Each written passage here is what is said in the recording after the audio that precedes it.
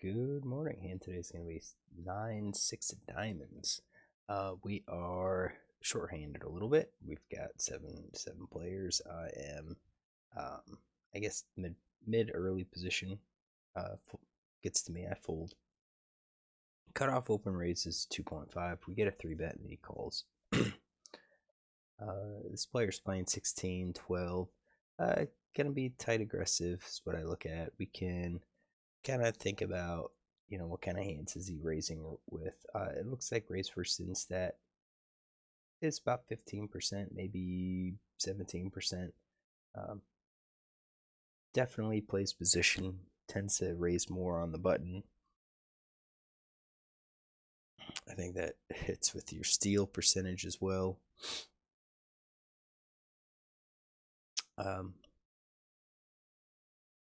Yeah, between 15 and at 18 is what I'm looking at. So I go to this range right here. This is 15.7. That actually looks pretty solid. So it'd be almost a 16% raise. We could go ahead and add the rest of the pocket pair as well. And that's probably legitimate for everyone folding. That gets you up to 17%, which kind of matches the mid position stat. So you've got your suited aces, you've got your suited connectors, your gappers. We could add more if we wanted to, but I think this will be okay. Then we get to this player who's playing 23, 21, 11. 3-bet stats 11%. Fluctuates buttons only like 1 out of 22. Small blinds 3 out of 28. So definitely 3-betting quite a bit more than what is typical, than what I typically see. We can look at hands that we have on him because we've got 368 on him. So we've got a 3-bet range. We've got 9s, jacks, kings. We've got ace, queen suited. We've got ace 2, ace 4 suited. So I put together a 3-bet range that looks something like this. Could be polarized with your ace 2 through ace 5. It's interesting. I haven't seen these hands. That doesn't add, we can include them. Adds about a 1.5 percentage wise.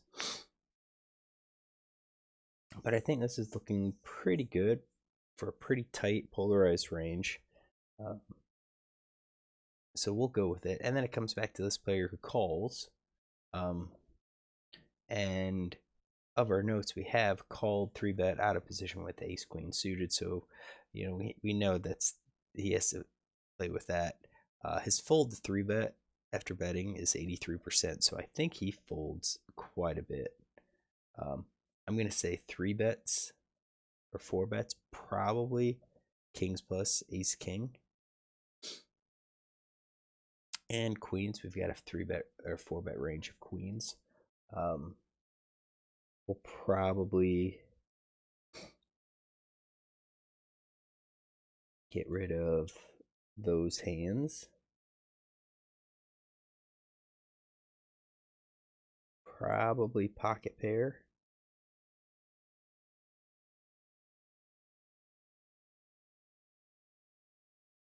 Maybe just like that.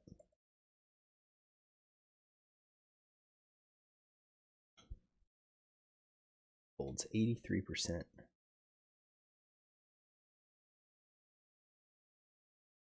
Yeah, we dropped it down to he's folding at least 75% with this range. So I think we'll go with this range. Something pretty darn tight. Mid pairs. Against other players, I would probably leave in all of the pocket pairs. They're going to be set mining. I think we could add in more like the suited connectors as well. But this player's stat looks like he dumps those, like he folds them. All right, so we go to a flop of Jd8c7. So this should connect with this player's range. At least that's kind of the impression since he didn't 4-bet. He could have connected in some way with, like a queen jack, maybe a jack 10 if he plays those, but you've got your pocket jacks, your 8s, your 7s. I don't think 10-9 is really in that range. I don't think he's playing it. So when he checks, no big surprise. But then villain button checks too. So question is he willing to check a set? I'd say no. Um, I mean, maybe his C bet's actually pretty low.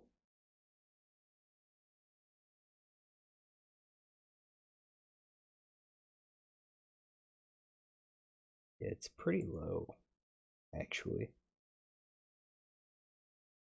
Like, I would expect overpair plus or top pair plus to bet.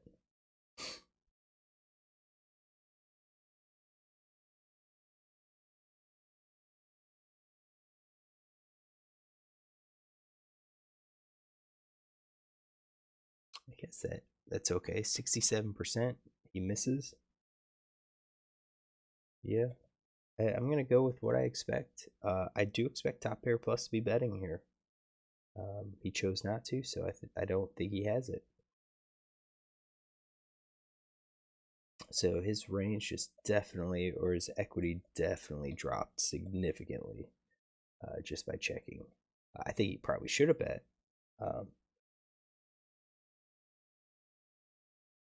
yeah, I think he should have c bet this board with. Well, let's go back here. Let's take this out. Yeah, I think if you get your gut shots that you could bet two card. The overcards that have a two card backdoor flush draw. Um, you could bet those because of spade. Like it comes with the four spades. You could continue betting with those. I don't think this player is going to be calling a whole lot. Like ace queen, I don't think he's calling king queen, ace jack. I just don't think he's calling with those hands. Ace jack he's calling because he's got top pair. But yeah, ace queen he's not calling, king queen he's not calling. I'd be surprised if nines and tens call. Um, but anyways, turn comes four spade. We get a check check again. At this point, I think the set's gonna bet. Um, top pair, we're gonna say 50%. Sometimes he would bet, sometimes he doesn't. Um, and we're gonna give him all the rest here. So he still has that ace jack in his range. This player again, he checked, so I just think it's gonna be weak hands. River comes out to be seven hearts,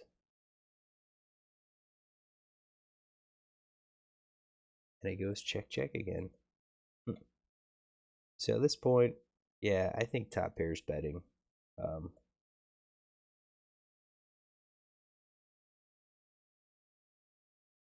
yeah, something like that, something weak. Basically, they both have similarly weak hands. You know, could have an under pair or basically like no pair, ace high type hands. So ace queen versus ace four.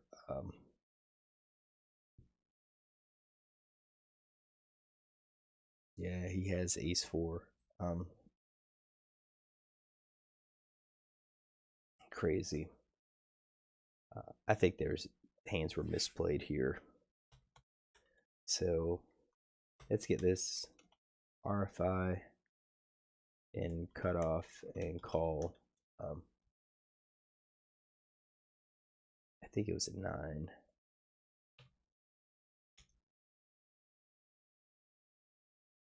And call button 9 big blind 3-bet with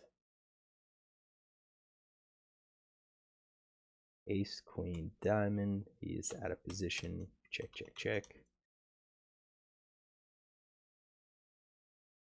All on. Let's see here. Jack of diamonds, 8 of clubs, 7 of spades, 4 spades, 7 of hearts.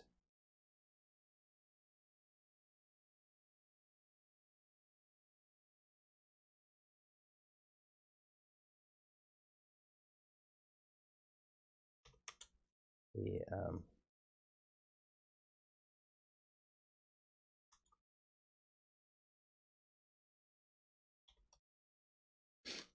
versus cutoff RFI with ace 4 hearts in position. All right. Yeah. 3-bet. It's aggressive 3-bet. Nothing wrong with that. Nothing wrong with the call. I think he has the opportunity to 4-bet too. The ace queen. Being out of position, it's going to be a lot harder to play. Knowing that villain could be doing it with some weaker hands here would make me try to 4-bet here with the ace queen. I think that's probably what I would look to do. I would probably do it with ace queen offsuit as well. And again, with the idea that I don't really want to play this hand out of position. It's a good hand. I'll play it if he's, if you think about the hands that he's going to call, this guy would probably call ace 4.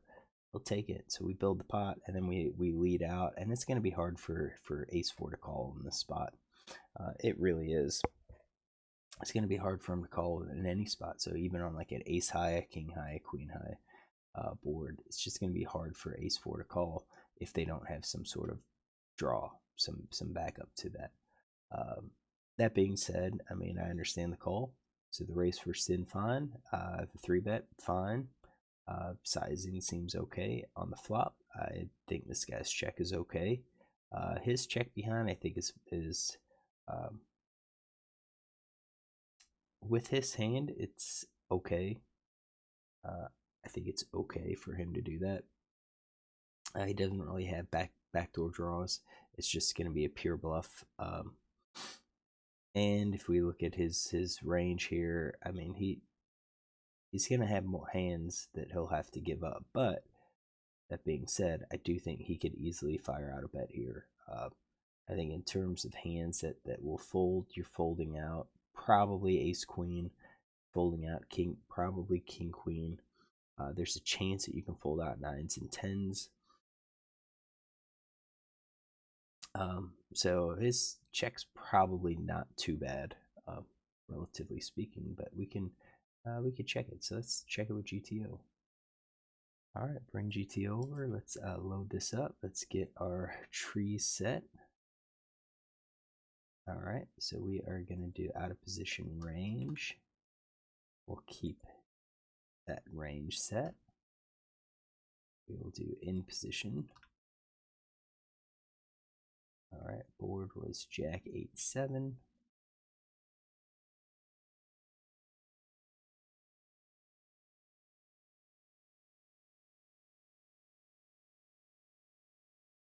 Jack8-7. Okay. So we have 19.5. Effective stats is 91. I guess we'll do just 50%. No one really bet. So we will import the tree and we will eliminate that initial bet. All right, we'll run solver and be back. All right, it doesn't take too long once you eliminate that first option. So C betting. Wow, this is interesting. So GTO is actually has check, I guess it's because of the lack of draws. So if you don't have draws to balance your value hands, then you're basically just going to utilize your value hands to check, to protect the checking range. But also villain has a lot of those. It's going to connect with the 7s, 8s, and jacks, the trips. So all right, so that's interesting. I would go to this. I had already, I was getting ready to say that if once it goes check, check, I think that opens the door for out of position a lead a big percentage of the time. And especially with his range, I think he could. So let's get 4 of spades here. And we have out of position is leading. Sevens, eights, jacks, those are trips. King, queen, ace, queen is not being led. And I'm sure it's going to be related to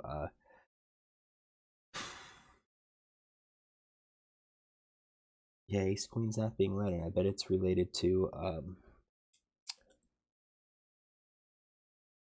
you don't have value. There's no like backups. It's just two overs. You're not bluffing. You've got value bets with your trips, but then you also throw in pocket tens that have some backup. You're including king queen as a bluff, and then it looks like your bets are the spades. So here you've got your spades for the flush draw. Here you've got your spades, your ace of spades, queen of spades, because you block them.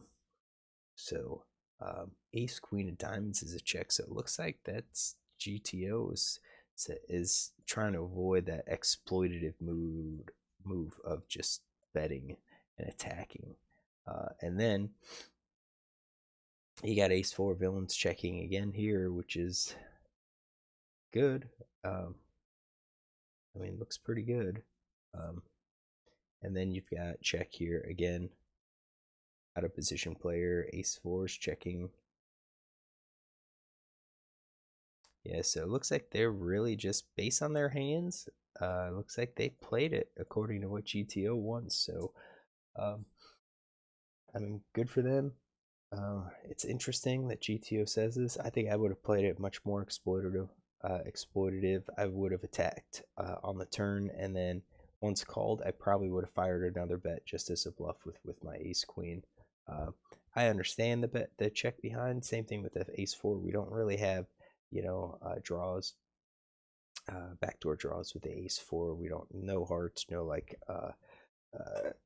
I guess you could get a backdoor straight if it's 6 and a 5 comes, but you're drawing at the dummy end of the straight. You don't want to do that. So, yeah, overall, it looks like the hand was played okay, according to GTO.